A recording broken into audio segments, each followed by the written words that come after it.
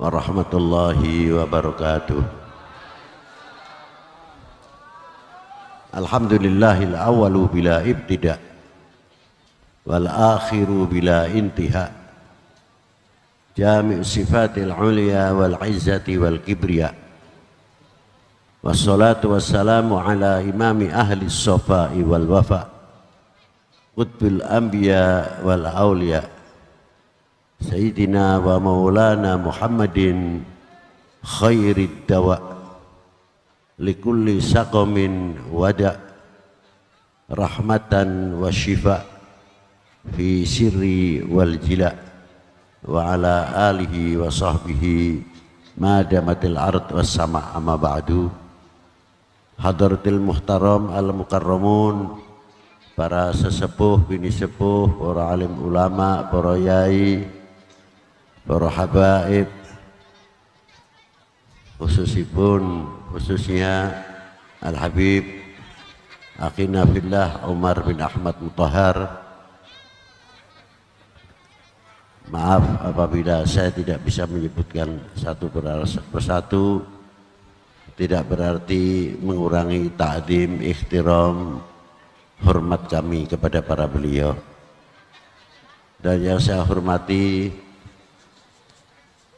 Forkominda Provinsi, Bapak Gubernur, Bapak Kapolda, Bapak Pangdam atau yang mewakili, Bapak-bapak atau Ibu dari Forkominda, Ibu Wali Kota, Bapak Dandim, Bapak Kapolres serta jajarannya, Bapak-bapak dari instansi pemerintahan, sipil, TNI, Polri yang selalu kita banggakan, Pak Camat, Pak Danramil, Pak Kapolsek,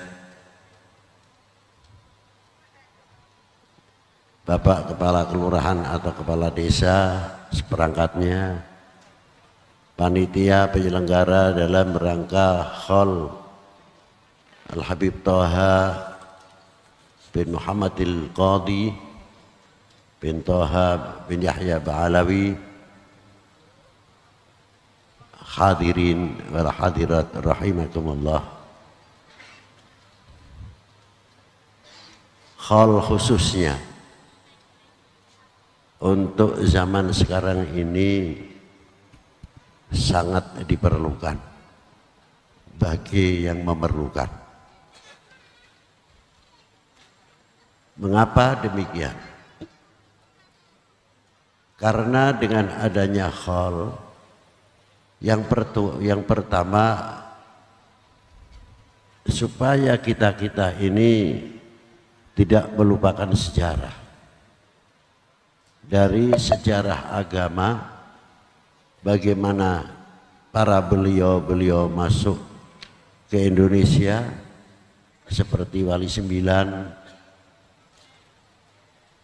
Yang kedua, sejarah para leluhur, para sesepuh kami bangsa Indonesia yang tidak kecil mempunyai kontribusi, mempunyai andil besar dalam memerdekakan bangsa ini dari belenggu penjajah dan kebodohan. Yang ketiga, perlunya khaul di mana saja, entah itu dari para habaib, entah itu dari para yai, para kiai, para sesepuh, dan tokoh-tokoh yang ada di mana desanya, di mana kecamatannya, di mana kabupatennya, atau di mana kota madianya. Tujuan yang utama supaya kita ini menjadi umat, menjadi bangsa, tidak melupakan sejarah. Dengan bahasa sedikit populer, keparemen obor, mati obore. Yang saya khawatirkan, generasi yang akan datang. Semoga tidak terjadi apa yang kita pikirkan. Apa diantaranya? Bahwa kemerdekaan Indonesia itu bukan hadiah.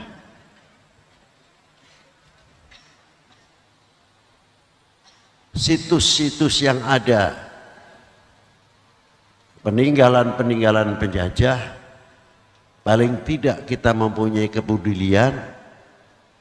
Kalau sudah tidak ada, yang saya khawatirkan bisa saja terjadi bahwa penjajahan oleh Belanda dianggap fiktif atau dongeng, karena tanda bukti peninggalannya sudah mulai hilang. Apalagi peninggalan daripada Wali Sembilan. Sejauh mana kepedulian kita ini terhadap para beliau? Artinya bukan Wali Sembilan saja. Kalau ini tidak menjadikan perhatian, generasi kita juga akan mengalami yang sama. Dalam meningkatkan kecintaan kepada agama, kecintaannya kepada para ulama, kecintaannya kepada para tokoh-tokoh bangsa ini, apabila sudah mulai melentur, disitulah ikut andil besar melenturnya nasionalisme. Siapa yang akan bertanggung jawab?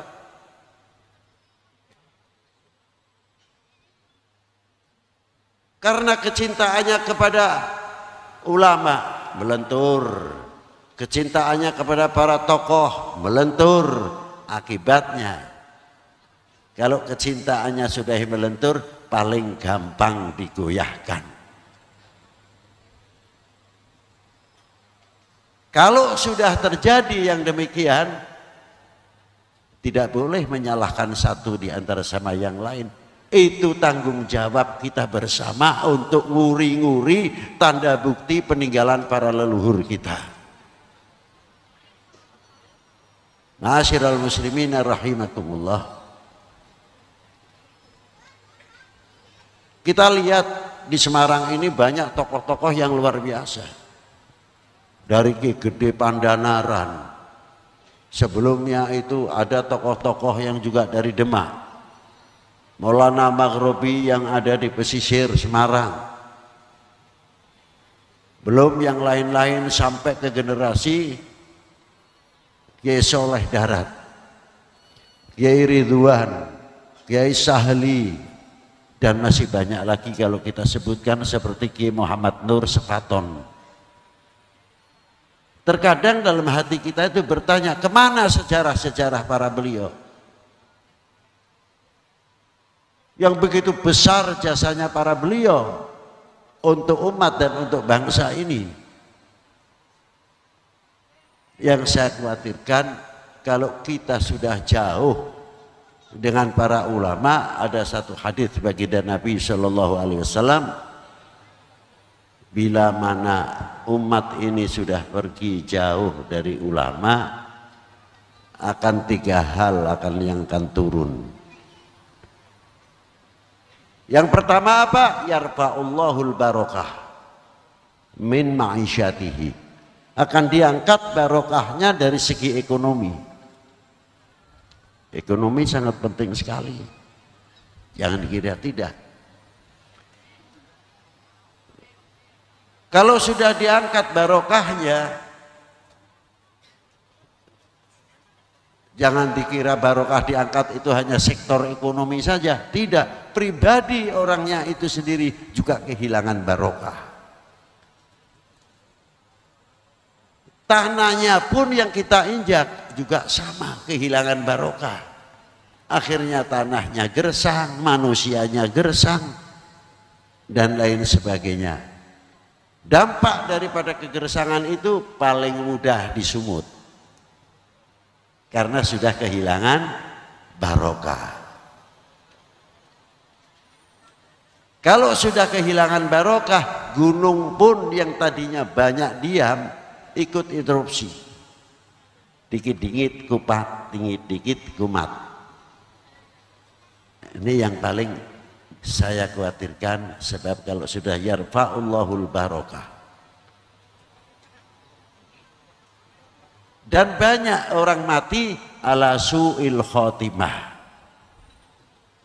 Ini hadits ini sangat kuat sekali.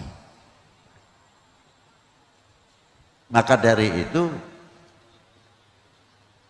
sesepuh-sesepuh kita, ulama-ulama kita dari pendahulu sampai sekarang, mari kita peringatkan kembali jasa-jasa para beliau yang ikut membangun khususnya di Indonesia tercinta ini. Kalau bukan kita-kita lagi, siapa? Itulah diantaranya. Coba, kita sudah banyak dicontohi oleh para beliau. Mau bosan atau tidak terserah. Memang adanya diantaranya itu, ya bukan terpaksa lagi, ya memang harus kita ungkap. Dari mulai Sunan Ampel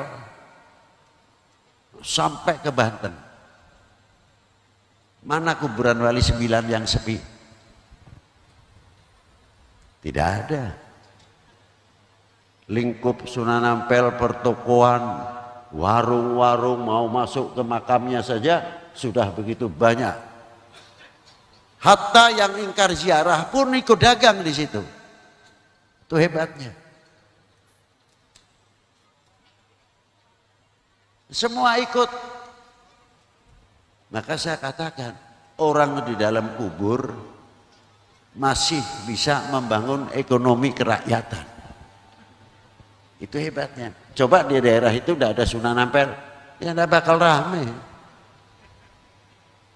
Di Malik Ibrahim sama, di Sunan Giri sama, di Sunan Sedayu Derajat sama, Sunan Bonang sama, sampai ke Maulana Hasanuddin Banten.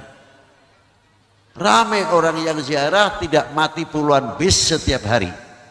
Siapa yang manggil dan siapa maklarnya nggak jelas. Mau di bendung seperti apa, tetap jamaatul ziarah solehin tidak bisa kita bendung, terus mengalir. Apalagi di Maulana Syarif Hidayatullah radhiyallahu taala anhum ajmain.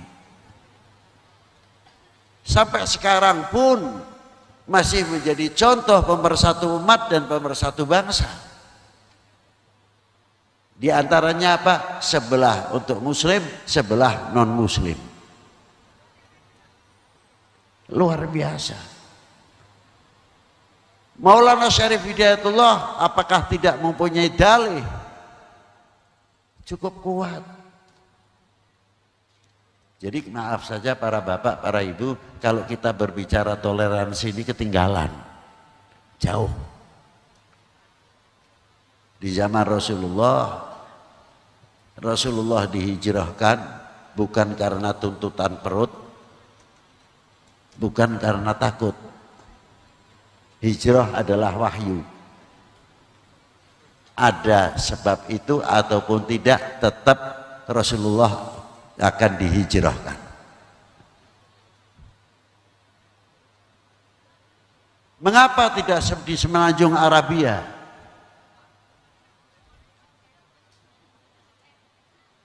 Padahal di semenanjung Arabia setapak sudah maju kulturnya. Tapi dipilihkan oleh Allah Ta'ala hijrah ke Yathrib. Ada apa sebetulnya? Ternyata mengapa dihijrahkan ke Yathrib? Ada dua pendapat, 500 tahun, ada yang 3000 tahun sebelum Masehi. Yathrib itu sudah hubungan dengan timur jauh. Dan banyak orang-orang Arab yang sudah berdomisili di timur jauh, sekarang Cina. Itu sudah puluhan ribu. Balter,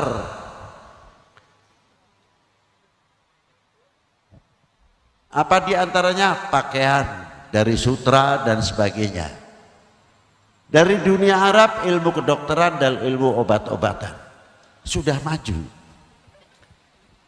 Sampai jalan tersebut diberi nama Jalan Sutra. Itu sejarah.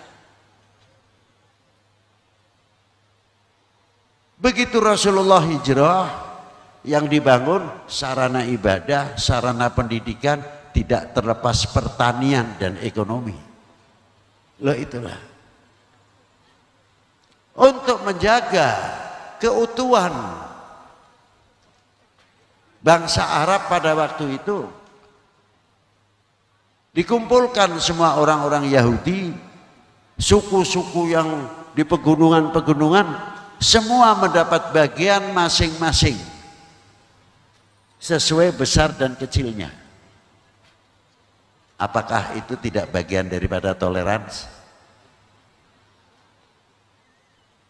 Lah inilah. Demi apa? Demi keutuhan pada waktu itu.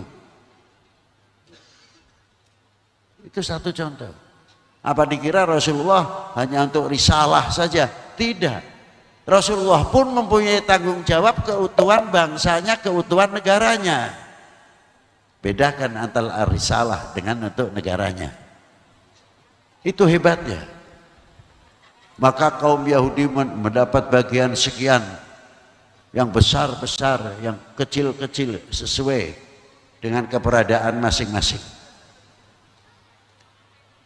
Ditiru oleh beberapa wali sembilan yang masuk ke Indonesia. Siapa di antaranya? Bagaimana Malik Ibrahim hubungannya dengan Brawijaya pada waktu itu. Sampai diangkat oleh Brawijaya Malik Ibrahim Menteri Ekonomi dan Menteri Irigasi. Coba lihat di kitab Babat Tanah Jawa itu ada itu. Yang kedua, Ibrahim Asmara Kondi, ayah Kanjeng Sunan Ampel, diangkat Menteri Keuangan. Sing ngangkat agamane apa, sing diangkat agamane apa. Kok iso, itu loh hebatnya. Ini contoh dari dulu sudah menjadi contoh oleh para beliau. Maka tidak heran kalau Maulana Syarif Hidayatullah sekalipun di dalam kuburnya masih bisa mempersatukan umat, masih bisa mempersatukan bangsa. Separuh muslim, separuh non muslim, orang ziarah yang bagian tempatnya yang non muslim dengan segala cara keyakinannya masing-masing. Dan kita yang muslim juga sama. Ada yang tahlilnya panjang, ada yang tahlilnya ngebut, ada yang bacaan Quran, ada yang Yasin dan lain sebagainya. Terbuka. Dan tidak pernah ketika ziarah bareng-bareng kowe sesuk noblo sapa? Nggak ada. Kowe milih sapa? Nggak ada. Kelambimu apa? Nggak ada. Ini contoh. Artinya menunjukkan walaupun nanti 24 kita sudah diperingatkan, kita menjadi bangsa yang utuh, kita menjadi umat yang utuh, yang tidak mudah digoyahkan. Demi siapa? Demi Indo. Demi Indo. Kira-kira nih Indonesia pecah belah niku jenengan terima napa mboten? Tenan. Engko dipengaruhi bedone. Ayo. Tunjukkan kita bangsa yang mempunyai benteng yang kuat, tidak mudah dipecah belah. Itu harus diingatkan untuk kita semuanya. Tidak mudah diobok-obok. Itulah. Kembali lagi kepada peranan-peranan para ulama, para pendahulu. Bagaimana cara memajukan ekonominya? Kita melihat perjalanan Jalan Sutra. Sehingga pada waktu itu Wali Sembilan luar biasa. Bukan Wali Sembilan masuk ke Indonesia itu kesaktian. Bukan. Kita datang lalu iku ngetok ke keris, kini ngetok ke cahaya dari tangannya. Sana balas lagi. Udah. Beliau dengan akhlakul karimah wa adabil mardiyah, dengan keintelektualannya, yang ahli ekonomi, yang ahli pertanian, mengajarkan di semua kerajaan dimulai Mojopahit sampai ke Pajajaran, dipersatukan oleh para beliau dengan jalur ekonomi, sehingga pada kehidupan pada waktu itu berapa income yang masuk ke Pajajaran maupun ke Majapahit, itu yang dirintis oleh para beliau. Itulah kemajuan pada waktu itu. Ma'asyiral muslimin rahimakumullah. Setelah kita bisa melihat para beliau tidak stuck pada waktu zaman itu, tapi ada regenerasi penerusnya, itu yang selalu diharapkan oleh para sesepuh, para leluhur kita. Di antaranya apa? Diteruskan perjuangan yang luar biasa. Dan contoh sudah terlalu banyak. Maka dikembangkan. Bagaimana Kanjeng Sultan Agung. Seterusnya diteruskan ke bawah. Di satu sisi kita harus syiar tentang agama, tapi di satu sisi kita harus berhadapan dengan penjajah. Tapi apabila sejarah ini para beliau itu hilang, lalu bagaimana menumbuhkan kecintaannya kepada para ulama, kecintaannya kepada bangsa, kecintaannya kepada pada negeri kita ini? Maka sekali lagi dengan adanya hall untuk membangkitkan kembali, hallnya Fulan, Kiai Fulan, Habib Fulan dan sebagainya, mari kita hidupkan kembali. Jangan sampai kita kehilangan saksi-saksi sejarah, itu yang penting. Maka dengan adanya hall Al-Habib Toha, itu diantara bagian daripada kita mengingat sejarah Semarang yang begitu hebat. Kita angkat hallnya Habib Toha, hallnya Habib Hasan Duku, belum nanti hallnya Ki Soleh Darat, belum Mbak As'ari Kaliwungu, dan masih banyak lagi yang kita hidupkan. Nah, kalau kita sudah yang begitu tahu kepada para beliau, saya minta dengan hormat, bagaimana menumbuhkan generasi kita yang akan datang. Saya minta tolong khususnya kepada yang terkait kepada di Semarang ini. Ayo sekolahan khususnya ini, mbok yo sebulan sekali atau 3 bulan sekali diajak ziarah ke Taman Pahlawan. Buka pintunya supaya generasi kita tidak kepaten obor. Biar tahu siapa yang dimakamkan Taman Pahlawan itu. Loh itu. Biar mengetahui bagaimana jasanya para beliau. Dari yang mulai tulisan pahlawan tak dikenal sampai pangkat yang paling rendah sampai pangkat yang tinggi. Nah, terus kita tidak tahu, anak-anak kita tahu atau tidak. Coba kalau kita buka 3 bulan sekali, rombongan SD, rombongan SMP, rombongan SMA bergilir, biar bertanya, sopo sing dikubur ning kene, biyen sebabe matiku piye ta? Kok hebat men? Kita tahu entah tidak. Ini penanaman pertama untuk mengingat para pejuang, jasa para beliau. Jangan sampai kita menjadi bangsa yang mengecewakan para beliau. Kalau kita sudah mengecewakan para beliau, apa yang terjadi? Itulah. Maka dari itu, dengan adanya menguak sejarah-sejarah atau mutiara-mutiara yang tiada nilai harganya, mutiara terpendam masih banyak di Indonesia. Dari mulai Banten sampai ke Jawa Timur, mau cari makam siapa, dikenal atau tak dikenal waliullah memagari khususnya tanah Jawa. Dari Maulana Hasanuddin Al-Bantani, dari Maulana Mansur Cikaduen, dari Sidi Syekh Burhanuddin sampai keluar Batang, sampai Kampung Bandan, sampai Pangeran Jakarta, sampai Syekh Kuro, terus ke timur sampai ke Indramayu, sampai ke Cirebon, Gunung Jati, Gunung Sembung, terus sampai ke Demak. Berapa makam-makam aulia di pesisir tanah Jawa ini khususnya. Dan tidak sedikit yang ikut andil dalam kemajuan bangsa ini. Maka apabila kita sudah mengetahui begitu hebatnya jasanya para beliau, kira-kiranya kita mudah terpengaruh yang negatif atau tidak? Pasti tidak. Terakhir, saya selalu membawa satu hadis yang isinya kadar bobot iman seseorang adalah tergantung kecintaannya kepada aku. Wal yatawaffatun nas fil iman ala qadri tafawutihim fi mahabbati.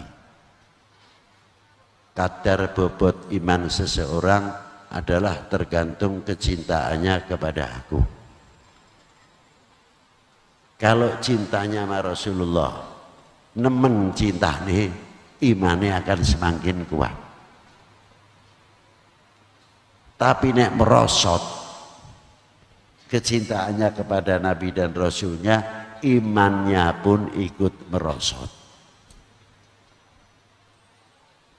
Lalu sahabat bertanya, sejauh mana ya Rasulullah kita dikatakan orang yang mencintai Allah Subhanahu wa Ta'ala, kita mempunyai iman? Ditanyakan oleh sahabat, dijawab oleh Rasulullah, selagi kamu mencintai Allah. Lalu bertanya lagi sahabat, sejauh mana lagi ya Rasulullah? Selagi mencintai para Rasulnya. Selanjutnya ya Rasulullah, ngikuti torekohnya dan sunnahnya. Anehnya, torekoh dan sunnahnya setelah mahabbah dahulu dibangun. Sebab kalau orang cinta itu beda. Mendahulukan cinta, jarang yang memikir pahala. Contohnya suami istri. Contoh yang gampang. Istrinya sudah melahirkan 5 anak, atau 6 anak, atau 3 anak. Fisik sudah berubah. Tapi timbul kasih sayang semakin mendalam. Tidak akan orang yang mencintai siapapun akan membuka aibnya. Lebih-lebih keluarga. Entah itu suaminya, entah itu istrinya. Akan menutup segala aibnya, kekurangan-kekurangannya. Itu orang mahabbah. Bukan terus membuka kekurangan-kekurangan apa yang ada. Loh, itu diantaranya. Ma'asyiral muslimin rahimakumullah. Maka kita ambil hadis ini, bisa saja diputar balik.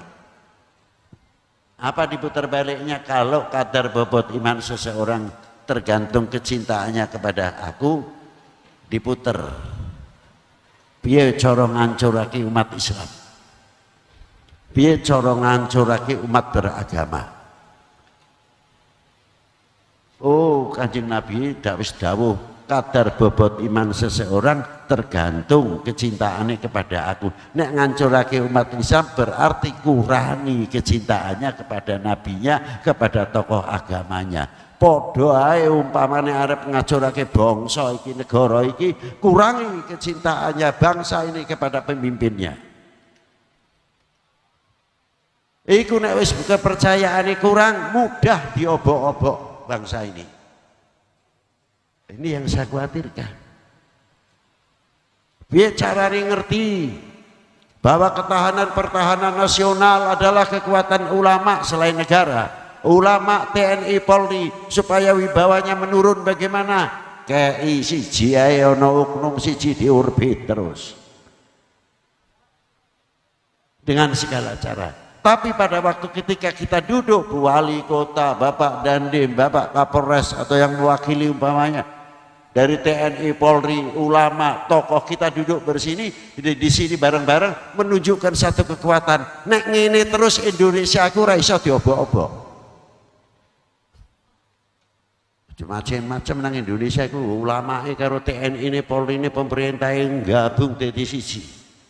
Majalah seperti ini diperhitungkan. Dan bagaimana caranya untuk menjauhkan supaya tidak terjadi? Nanti kalau ada oknum satu diorbit, tapi yang sudah begini ini jarang kita orbitkan. Lah inilah. Maka dari itu, apabila kita melihat hadis tadi, bila mana kita sudah mengerti, jangan sampai memberikan peluang seujung rambut pun kepada oknum-oknum bangsa yang akan memecah belah umat, yang akan memecah bangsa. Wahai bangsaku yang kubanggakan, relakah negerimu terpecah belah? Tunjukkan kami bangsa Indonesia orang yang cinta NK, harga, buktikan, jangan bicara saja. Setuju? Harusnya kan begitu. Wis beb aja dawa wis ngelih kok. Dawa. Itu kurang lebihnya yang bisa saya sampaikan.